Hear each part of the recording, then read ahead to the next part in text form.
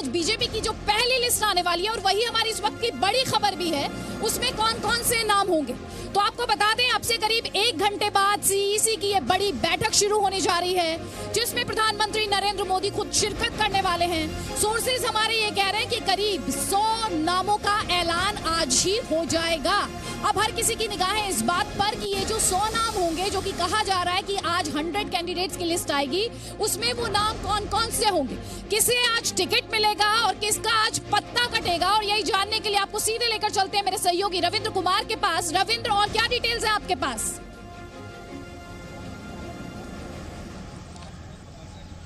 देखिए, 4 बजे से बैठक होनी थी, लेकिन जो हमें जानकारी मिल रही है 5:30 के बाद ही प्रधानमंत्री नरेंद्र मोदी आएंगे। हालांकि सीईसी के कई सदस्य यहां पर पहुंचे हुए हैं और अलग से पार्टी अध्यक्ष अमित शाह भी मुलाकात कर रहे हैं कई बड़े नेताओं से, लेकिन जो सीईसी की बैठक है वो 6 बजे के करीब शुरू होगी।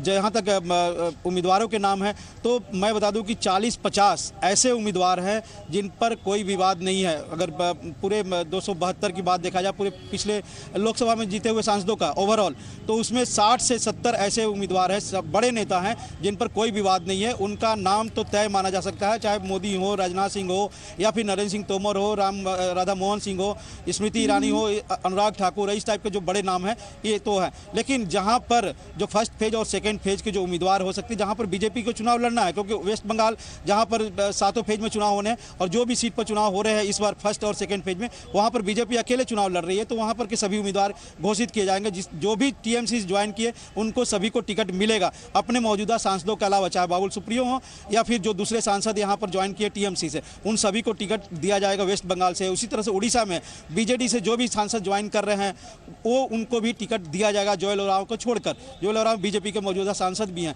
इसी तरह से अगर देखा जाए तो यूपी सबसे बड़ी मशक्कत करनी पड़ रही है उत्तर प्रदेश से, जहां पर 71 जो सांसद हैं उसमें से कई का परफॉर्मेंस, ऑडिट पर परफॉर्मेंस बेकार रहा है, पार्टी के उम्मीदों पर खरा नहीं उतरा है। उसमें से कई सांसदों को टिकट कटेंगे, लेकिन चूंकि 7 फेज में चुनाव है, तो जहां जहां चुनाव होने वाले हैं फर्स्ट और सेकेंड फेज में, उन्हीं उम्मीदवारों के नाम की घोषणा आज की जाएगी और बाकी जो उम्मीदवार हैं उनकी घोषणा 18 और 22 को जो होने वाली सीसी की बैठक उसमें हो सकती है।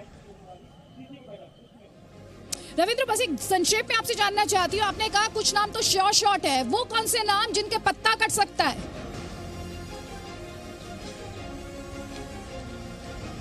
देखिए, जो सबसे बड़ा कयास वो लग रहा है, अगर सबसे बड़े नेताओं में देखा जाए तो लालकृष्ण आडवाणी, मुरली मनोहर जोशी, शांता कुमार, बीसी खंडूरी, ऐसे नाम हैं जिनको लेकर चाहे फिर कलराज मिश्र, ऐसे बड़े नाम हैं। विजय चक्रवर्ती गुवाहाटी से कई बार के सांसद रही है। ऐसे बड़े नाम हैं जिन पर पार्टी को विचार करना, क्योंकि 75 के पार भी हैं, स्वास्थ्य कारणों से भी है, टिकट मिलता है कि नहीं मिलता ये देखने वाली बात होगी। क्योंकि लालकृष्ण आडवाणी को पिछले बार भी सबसे आखिरी जो लिस्ट जारी हुई थी उसमें टिकट मिला था।